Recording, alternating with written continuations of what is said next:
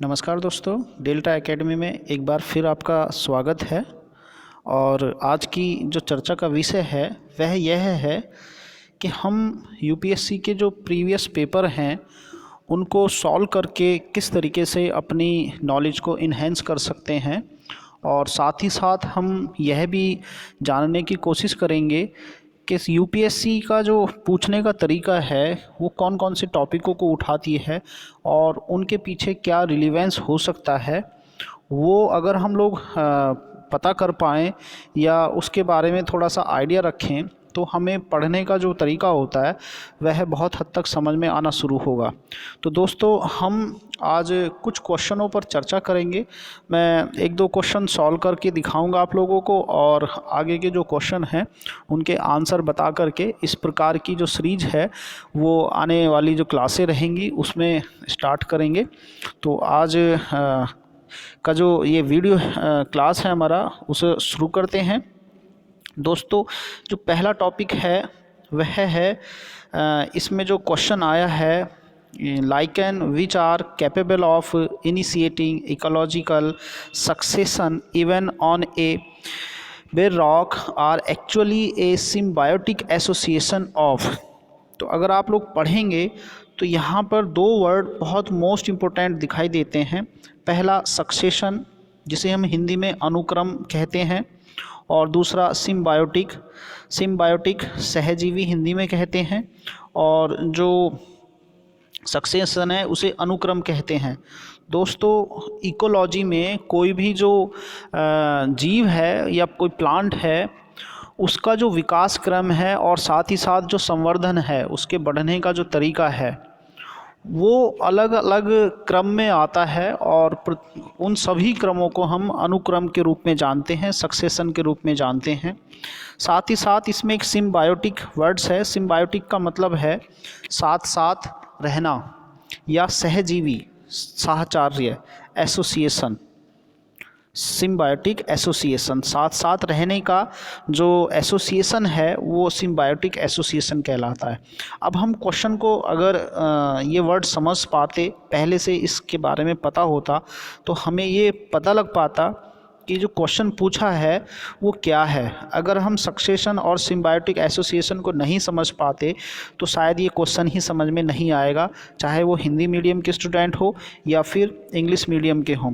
अगर आप हिंदी मीडियम में देखेंगे तो लाइकेन जो एक नग्न चट्टान पर भी पारिस्थितिक अनुक्रम को प्रारंभ करने में सक्षम है। इस बात का ये मतलब होता है कि जो जीव हैं वो अपने जीवन को संवर्धित करते हैं, बढ़ाते हैं और आगे चलते हैं। ये सारी जो व्यवस्थाएं हैं ये पारिस्थितिक अनुक्रम कहलाता है। और लाइकेन जो है, क्वेश्चन में ये मान लिया गया है कि जो लाइकन है वो एक नग्न चट्टान पर भी, जो बेर रॉक है उस पर भी अपना सक्सेशन प्रारंभ कर सकता है, अनुक्रम प्रारंभ कर सकता है। अर्थात एक लाइकेन किसी चट्टान, जो रॉक है, कठोर जो क्रस्ट है हमारा, उस पर भी वो अपने जीवन को शुरुआत कर सकता है।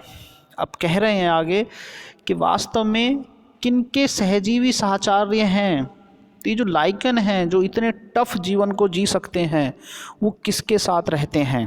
तो ऑप्शन में दिया हुआ है शैवाल, जीवाणु अर्थात एल्गी और बैक्टीरिया।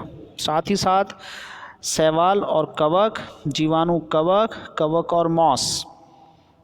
तो डियर स्टूडेंट्स, मेरा ये सजेशन है कि आप लोगों को जो एल्गी है उसके बारे में पता होना चाहिए, जो बैक्टीरिया हैं उनके बारे में पता होना चाहिए, जो फंजाई हैं उनके बारे में पता होना चाहिए, साथ ही साथ मॉस के बारे में पता होना चाहिए और लाइकेन के बारे में पता होना चाहिए। यहाँ पर हम अगर अपने पर्सनल नोट्स बनाना चाहें तो आप देख सकते हैं इकोलॉजिकल सक्सेशन क्या है, इसको देख सकते हैं।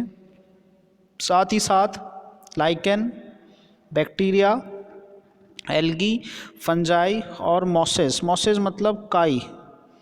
हिंदी के जो छात्र हैं देखते होंगे काई, जब बहुत दिनों तक कहीं पर नमी बनी रहती है या कहीं पर पानी बहता रहता है तो उस सरफेस का, जहाँ से पानी बहता है या जहाँ पानी टपकता है, वह सरफेस हल्का ग्रीनिश हो जाता है और वही जो ग्रीनिश पार्ट है वो हमारा मॉसेस कहलाता है या फिर काई कहलाता है। इस काई का बहुत बड़ा महत्व है दोस्तों। ये बहुत जो रॉक होती हैं, जो चट्टानें, कठोर चट्टानें होती हैं, ये उस पे भी पैदा होती हैं, साथ ही साथ ये मिट्टी का निर्माण करती हैं। अगर वातावरण में कुछ ऐसी परिस्थितियां बन जाएं जिससे बार बार मॉसेस पैदा होती हों और फिर मर जाती हों, तो ऐसा करने से मॉसेस की एक परत बन जाती है मिट्टी में और बाद में वो एक कोयले के रूप में डेवलप होती है, जिसे हम पिट कोयला भी कहते हैं। तो इनके क्या इम्पोर्टेंस हैं, इनके क्या आर्थिक लाभ हो सकते हैं, इन सब चीज़ों को तैयार करने के लिए आप लोग इन टॉपिकों को देख सकते हैं। यूपीएससी कहीं से अलग से टॉपिक नहीं लेती, प्रतिवर्ष वही सिलेबस होता है, क्वेश्चन बदल जाते हैं। और अगर हम पिछले 20 से 25 साल तक के क्वेश्चनों को कर लें तो लगभग यूपीएससी का ऐसा कोई टॉपिक नहीं होगा जो इन पिछले 25 सालों में ना आया हो। तो दोस्तों मेरी सलाह है, अभी आप लोगों के पास 5 महीने हैं, आज फरवरी का दिन है, तो आप लोग देख सकते हैं जो आगामी परीक्षा है 2021 की, अगर उसको आप सफल होना चाह रहे हैं तो अभी से कुछ 8-10 क्वेश्चनों को उठा लें और उनकी जो टर्मोलॉजी हैं उन्हें उठा करके तैयार करें। ऐसा करके आप अलग अलग सब्जेक्टों की एक साथ तैयारी कर सकते हैं। साथ ही साथ जो यूपीएससी की अप्रोच है प्री एग्ज़ाम्स की, उसे भी आप देख पाएंगे। तो दोस्तों लाइकेन और साथ ही साथ जो वो किसके साथ रह पाता है, आपको पता होगा लाइकेन जो हैं वो क्लोरोफिल रखते हैं और क्लोरोफिल के कारण, चूँकि लाइकेन ग्रीन होते हैं और क्लोरोफिल के कारण ये अपना जो खाना है वो फोटोसिंथेसिस के द्वारा खुद से बना सकते हैं।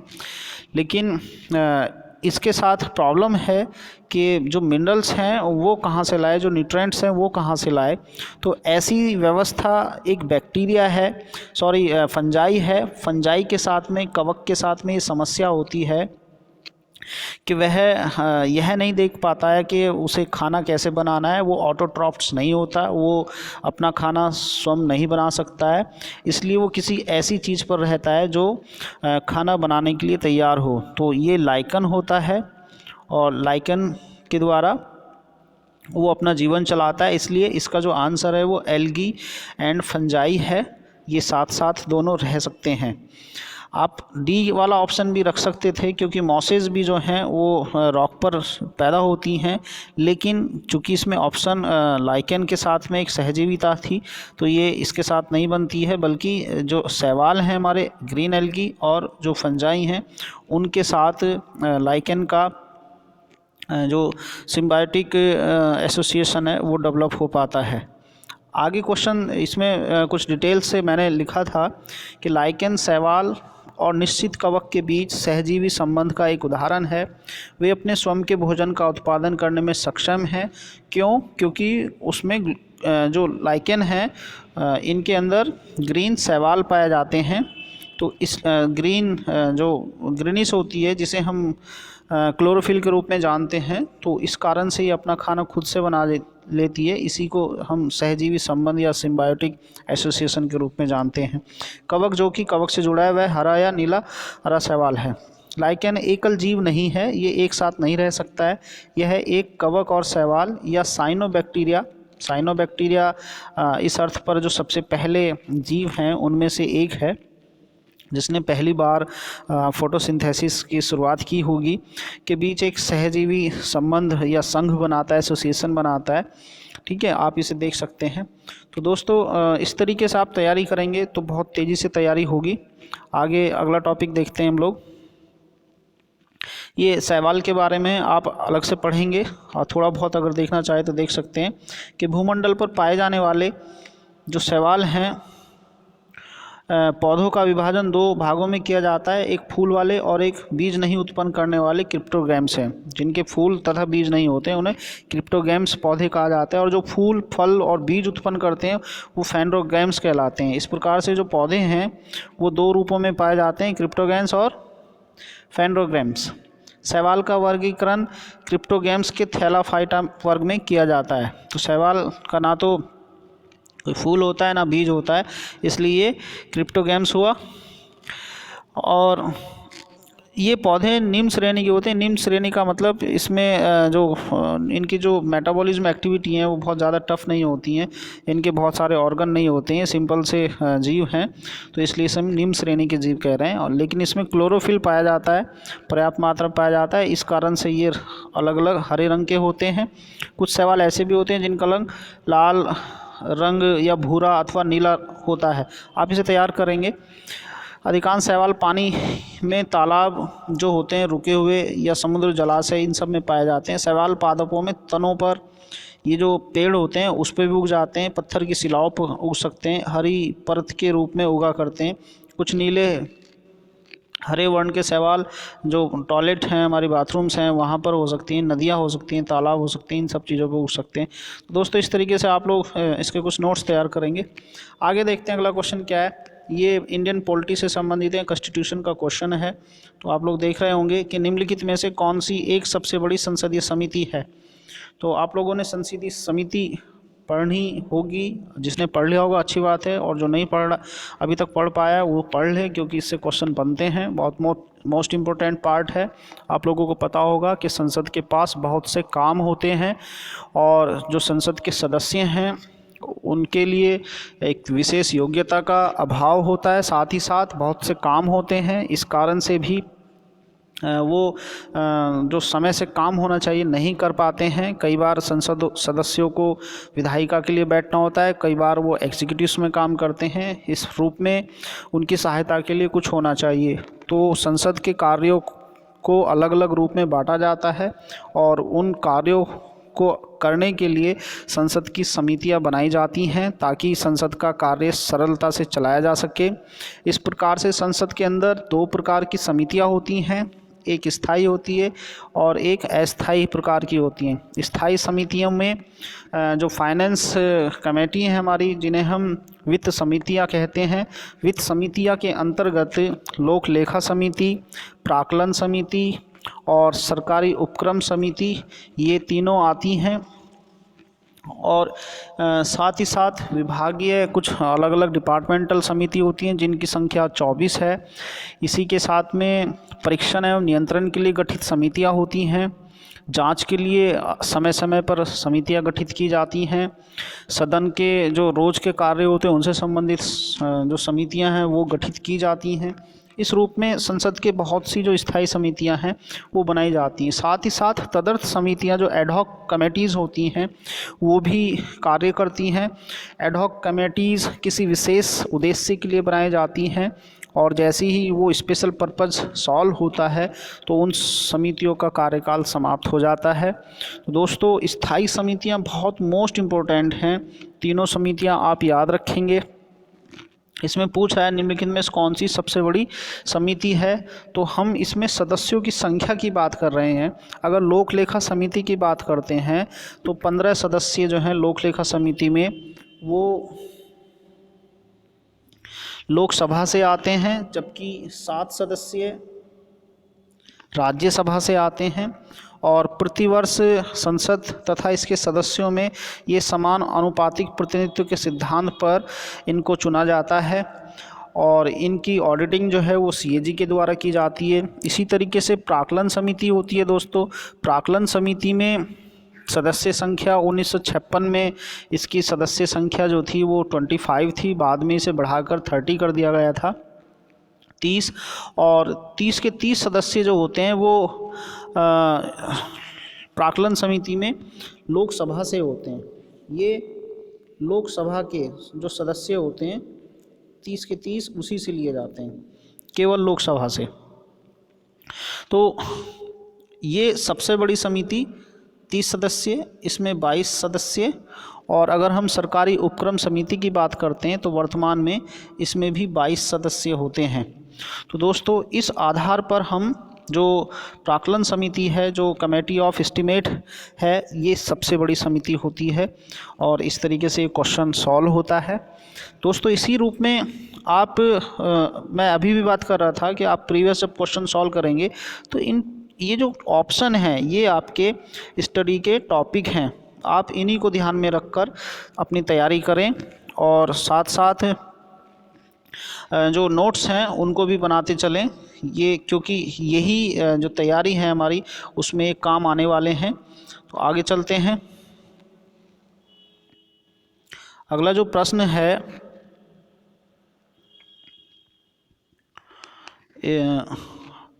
जो दोस्तों ये जो अगला क्वेश्चन है हमारा, इसको देखेंगे। हाँ, निम्नलिखित पर विचार करते हैं, जो स्टेटमेंट्स दिए हैं इसमें देखेंगे। चमगादड़ है, बैट्स, भालू है, बियर और रोडेंट है। रोडेंट मतलब कृतंक। कृतंक जो होते हैं ये वो स्पेसीज़ हैं जिनके दांत होते हैं। जो रोडेंट होते हैं जो बिलों में रहते हैं और जिनके दांत होते हैं जो काटने का काम करते हैं, जैसे चूहा और उसी प्रकार के और। तो इनके पर विचार करना है। अब क्वेश्चन ये है, विचार करने के बाद खूबसूरती देखो यूपीएससी की कि पहले टॉपिक्स दिया, अब आप सोच लो क्या सोचना चाह रहे हो, कुछ भी सोचते रहो, ठीक है। तो अब सोच लिया आपने। अब देखो क्या पूछ रहा है, उपयुक्त में से किस प्रकार के जंतु में शीत निष्क्रियता की परिघटना का प्रेक्षण किया जा सकता है। यहाँ पर टॉपिक है शीत निष्क्रियता। मैं पहले भी बता चुका हूँ कि आप जब प्रीवियस पेपर सॉल्व कर रहे होंगे तो उसकी टर्मोलॉजी पर फोकस करेंगे, ना कि क्वेश्चन सॉल्व करने पर। दोस्तों क्वेश्चन सॉल्व हो जाएगा अगर आपको उसकी भाषा याद है, उसकी टर्मोलॉजी, उसकी शब्दावली याद है, तो आपकी बहुत सारी तैयारी हो जाएगी और बहुत सारे नोट्स बन जाएंगे। तो आज ही से आप इस काम को करने में लगे रहें, साथ ही साथ छोटा सा नोट्स उस तरीके का कर लें। और मार्केट में इस टाइप की काफ़ी सारी बुक्स हैं, आप पर्सनल कॉल भी कर सकते हैं। जिसे कोई सजेशन चाहिए वो कमेंट बॉक्स में अपना कमेंट दे सकता है। दोस्तों यहाँ पर जो शीत निष्क्रियता है इसे हम हाइबरनेशन कह रहे हैं। Hibernation, hibernation can be observe in which the above kinds of animals. तो किस ऊपर के जो एनिमल्स हैं उनमें किस में हाइबरनेशन पाया जाता है। तो सबसे पहले हाइबरनेशन देखेंगे। दोस्तों आप लोगों ने देखा होगा कुछ समतापी एनिमल्स होते हैं जिनका ताप पूरे साल एक जैसा होता है, समतापी। जैसे मनुष्य का चाहे सर्दी हो गर्मी हो सदैव 98.4 डिग्री फ़ारेनहाइट इसका सामान्य ताप है। हम लोगों का ऊपर नीचे 1-2 हो सकता है, या 37 डिग्री समथिंग कुछ करके है। तो ये हमेशा बना रहता है, अगर इससे ऊपर नीचे होगा तो हमारी तबीयत खराब हो जाएगी। लेकिन कुछ विषम तापी हैं, विषम तापी ये ऐसे एनिमल्स हैं जिनका ताप वातावरण के ताप के साथ बदलता रहता है। जैसे सांप हो गया, मछलियाँ हो गई, ये सब विषम तापी जंतु हैं। मेंढक हो गया, तो आप लोग देखते होंगे मेंढक बरसात में दिखाई देते हैं, बाकी महीने नहीं दिखाई देते हैं। कुछ जो हार्ड वैसे हैं जैसे जिन्हें हम टोड कहते हैं, जो रात्रिचर होते हैं, जो रात में चलते हैं। मेंढक दिन में और रात में दोनों में अपना विचरण करते हैं, स्पेशली वो दिन में ही काम करता है मेंढक। तो जैसे ठंड होती है वो ज़मीन के अंदर घुस जाता है और वहाँ तक चला जाता है जहाँ तक उसको जीने के लिए एक आवश्यक टेम्परेचर ना मिल जाए। इसी रूप में वो गर्मियों में भी नीचे रहता है ताकि उसका टेम्परेचर बॉडी का ज़्यादा ना बढ़ जाए। तो इस तरीके से वो हाइबरनेशन फॉर्म में रहते हैं, सुषुप्तावस्था में रहते हैं। इसे हम दूसरा नाम भी बोल सकते हैं, सुषुप्तावस्था, ठीक है। तो अब यहाँ पर कोल्ड हाइबरनेशन की बात कर रहे हैं, हाइबरनेशन, ठीक है। तो ये क्या है, इसमें से चमगादड़, भालू और रोडेंट। आप लोग देखते होंगे चमगादड़ गर्मियों में ज़्यादा दिखाई देती है, भालू जो है सुबह सुबह या सुस्त रहता है जब तक उसे धूप ना मिल जाए।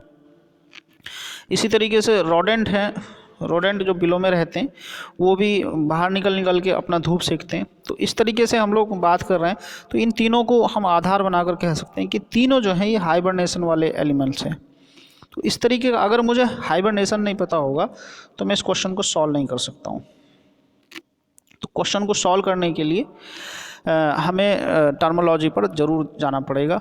अगला क्वेश्चन बहुत रोचक है दोस्तों। Radcliffe committee was appointed to, क्यों आई? Radcliffe committee. आप लोगों ने मैकमोहन का नाम सुना होगा, रेडक्लिफ का नाम सुना होगा।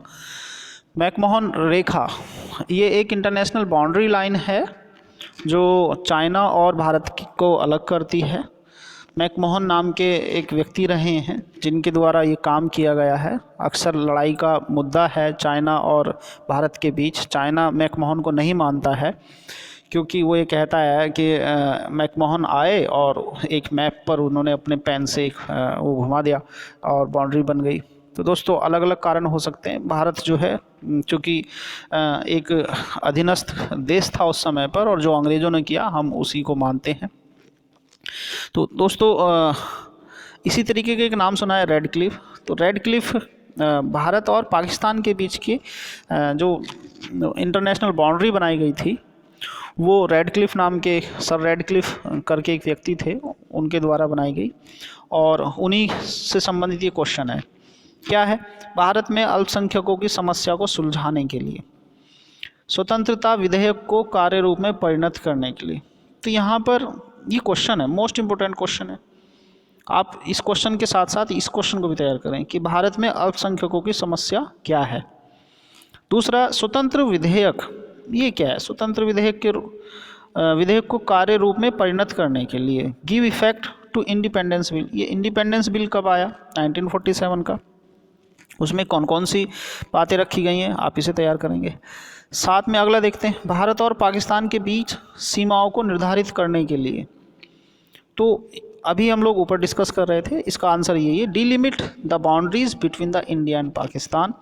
आप लोग देखते होंगे जो सर क्रीक और यहाँ जो दलदली पार्ट है हमारे रन ऑफ कच्छ के, वहाँ पर ये बाउंड्री काम नहीं करती है, जबकि पाकिस्तान का जो हमारा सिंध और राजस्थान का हिस्सा है, पंजाब का हिस्सा है, इन सब जगहों पर जो ये बाउंड्री है रेडक्लिफ, वो काम कर रही है।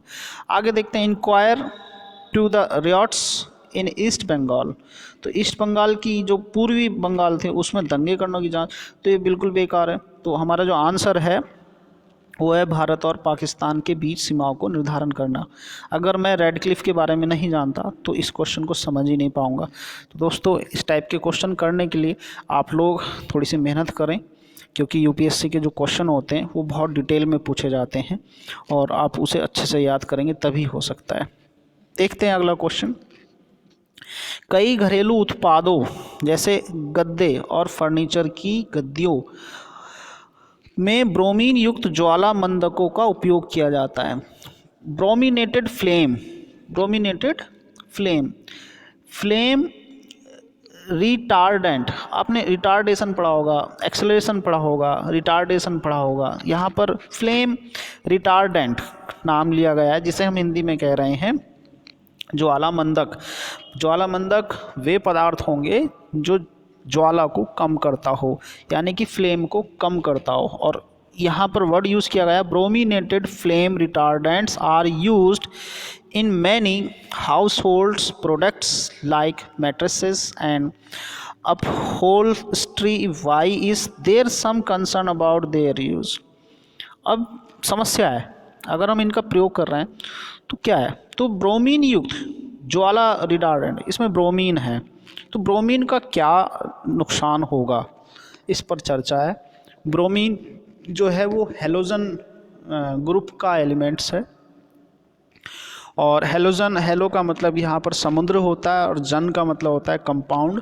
ऐसे कंपाउंड जो पुराने समय में समुद्र से प्राप्त किए जाते थे वो हेलोजन कहलाए, जिसे हम फ्लोरीन, क्लोरीन, ब्रोमीन, आयोडीन के रूप में जानते हैं। और इसी ग्रुप का एक और एलिमेंट्स है एक्टेनियम, ये रेडियो एक्टिव सब्सटेंस है। तो दोस्तों आप अलग अलग टॉपिकों को एक साथ तैयार करते रहें। आगे देखते हैं, उनमें क्या है चिंता का विषय भी ना, ये इरेज कर देते हैं। उनमें पर्यावरण में निम्नीकरण के प्रति उच्च प्रतिरोधकता है। They are highly resistance to degradation in the environment, highly resistant हैं। वे मनुष्यों और पशुओं में संचित हो जाते हैं, हो सकते हैं, इसको ध्यान में देंगे। ये छोटे छोटे पार्टिकल्स हैं, मनुष्य में जा सकते हैं क्योंकि बहुत तेज़ घुलनशील होते हैं, और साथ ही साथ highly resistant to degradation, degradation in the environment, environment का जो डिग्रेडेशन है उसमें हाईली रेजिस्टेंस है। तो ये दोनों बातें सही हैं। आप इसे देखेंगे कि इन्वायरमेंट को जो डिग्रेड करने वाले एलिमेंट्स हैं वो कौन कौन से हैं। इसके बाद अगला टॉपिक देखते हैं, ब्रिक्स। गजब का क्वेश्चन है दोस्तों। ब्रिक्स क्या है? ब्रिक्स की full form B for Brazil, R for Russia, I for India, C for China, S for South Africa. दोस्तों ये एक ग्रुप है सबका। ब्रिक्स के रूप में ज्ञात देशों में एक समूह के संदर्भ में निम्नलिखित कथनों पर विचार कीजिए। ब्रिक्स का पहला शिखर सम्मेलन रियो दी जनेरियो में 2009 में हुआ, गलत ऑप्शन है।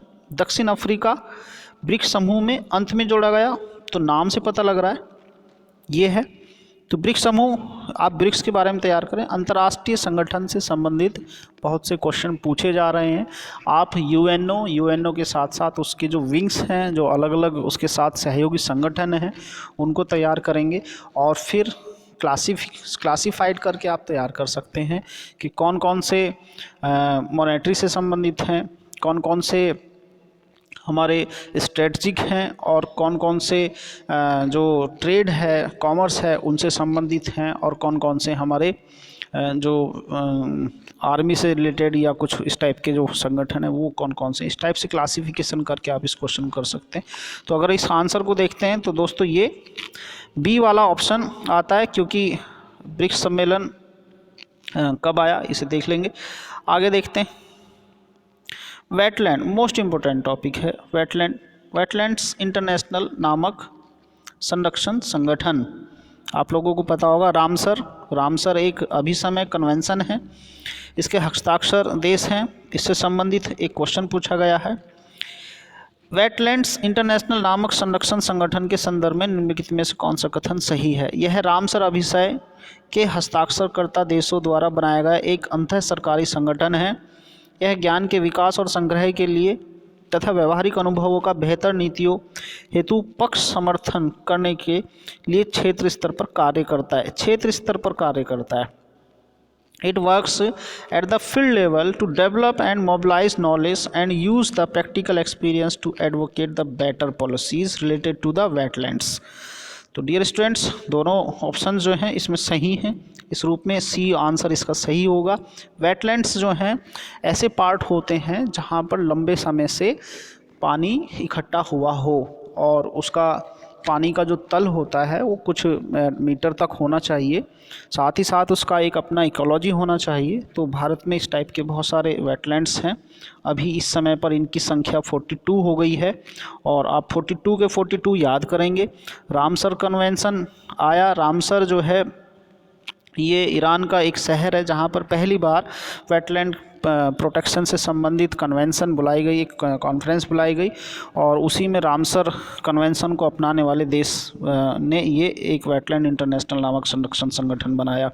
तो ये मोस्ट इम्पोर्टेंट टॉपिक है, क्योंकि आज एनवायरनमेंट को लेकर के बहुत बड़ी समस्या खड़ी है। आप लोग प्रतिवर्ष देखते होंगे पूरे भारत में, भारत के बहुत सारे ऐसे जो शहर हैं जिन्हें हम मॉडर्न शहर के रूप में जानते हैं।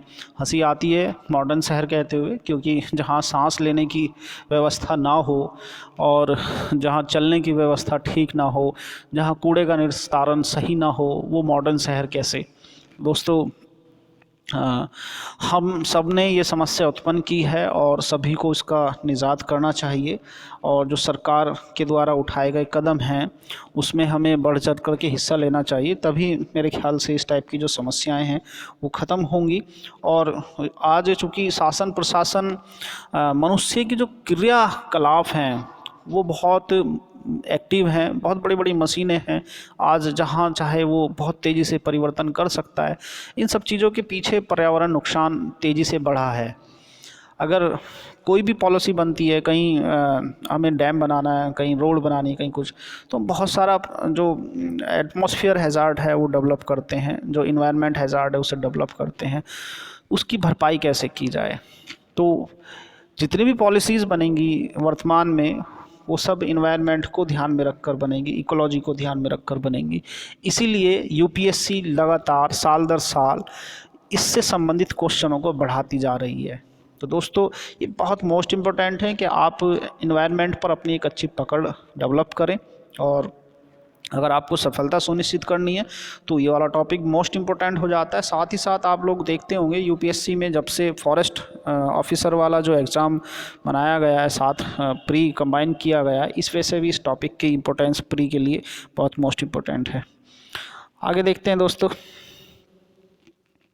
टॉपिक है विच of the following kingdom were associated with the life of the Buddha's. तो लॉर्ड बुद्धा लुम्बिनी में पैदा हुए, और ये नेपाल में आजकल श्रावस्ती जो यूपी का हिस्सा है उसके ऊपर एक जगह पड़ती है लुम्बिनी। वहाँ श्रावस्ती से अगर हम थोड़ा सा साउथ की ओर चलते हैं तो कौशल अयोध्या वाला क्षेत्र आता है, और अगर हम मगध की बात करते हैं तो काशी से पूरब की ओर, बनारस से पूरब की ओर मगध अंग का क्षेत्र पड़ता है, पाटलिपुत्र का क्षेत्र पड़ता है। इसी तरीके से अगर हम गंधार की बात करते हैं तो गंधार जो है आजकल ये अफ़गानिस्तान में पड़ता है। पाकिस्तान जो नॉर्थ फ्रंटियर स्टेट है पाकिस्तान का, उसके ऊपर चलते हैं तो वहाँ पर गंधार पड़ेगा। इधर अवंती की बात करते हैं तो उज्जैन के पास का क्षेत्र है अवंती। तो दोस्तों जो बुद्ध थे वो कपिलवस्तु छोड़ने के बाद कुछ ऐसे करके आए, अंग होते हुए यहाँ अलग अलग जगह स्पॉट उन्होंने किए हैं। निरंजना नदी के किनारे गया पहुँचे और वहाँ अपना ज्ञान प्राप्त कर वहाँ से सारनाथ आए, फिर वाराणसी पहुँचे और फिर कौशल की तरफ होते हुए इस टाइप से चले गए। तो ये रास्ता था उसके बुद्ध के जीवन से संबंधित। तो अवंती और गंधार जो है वो बुद्ध से संबंधित नहीं है। हाँ, उनके मानने वाले अवंती में रहे हैं क्योंकि वहाँ का जो राजकुमार था वो बाद में बुद्ध हो गया। तो दोस्तों इसका जो करेक्ट आंसर है वो 3 और 4 होना चाहिए। तो नीचे दिए गए कूट का प्रयोग करके हम उनके जीवन से संबंधित, जो बुद्ध भगवान हैं उनके जीवन से संबंधित स्पॉट जो थे वो कौन कौन से थे उनको लगा सकते हैं। तो 3 और 4 है।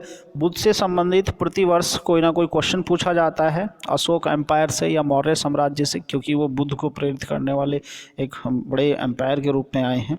तो आप लोग उसे अच्छे से तैयार करेंगे। आगे देखते हैं, स्टील से है question, which of the following are some important pollutants released by steel industry. In this steel industry iron के बारे में बात करते हैं तो sulphur dioxide, nitrogen, carbon monoxide, carbon dioxide, ये कौन कौन से पॉल्यूटेंट्स हैं जो स्टील बनाते समय निकल रहे हैं। तो सल्फर उसमें यूज़ किया जाता है, नाइट्रोजन का उसमें कोई प्रयोग नहीं है। कार्बन मोनोऑक्साइड और कार्बन डाइऑक्साइड ये दोनों होंगे ही, क्योंकि कोयला जलाएंगे या कुछ और करेंगे, भट्टी का काम करेंगे तो इस टाइप की वो आ सकते हैं। तो इसमें जो आंसर है वो 1, 3 और 4 इसका ये आंसर है, और आप इसे देख लेंगे। दोस्तों इस टाइप के क्वेश्चन जो है यूपीएससी में पूछे जा रहे हैं, और मुझे आशा है कि आपको ये क्लास पसंद आई होगी। साथ ही साथ हम लोग अगर ये आप लोगों को अच्छी लगती है तो इस टाइप की एक सीरीज़ आगे चलाने वाले हैं क्लासों की। आप लोग लगातार हमारे साथ जुड़े रहें। आप फिज़िकल क्लास या फिर वीडियो क्लास जैसे भी आप लोग जुड़े हुए हैं उस तरीके से जुड़े रहें और हमारा हौसला अफजाई करते रहें। दोस्तों हम लोग इसी तरीके की अच्छी अच्छी वीडियो आप लोगों के लिए बनाते रहेंगे। आप लोगों का डेल्टा एकेडमी में एक बार फिर धन्यवाद मैं करता हूं डेल्टा एकेडमी की ओर से, और जब तक नई क्लास आती है तब तक के लिए आप सभी लोगों को बाय बाय, टेक केयर।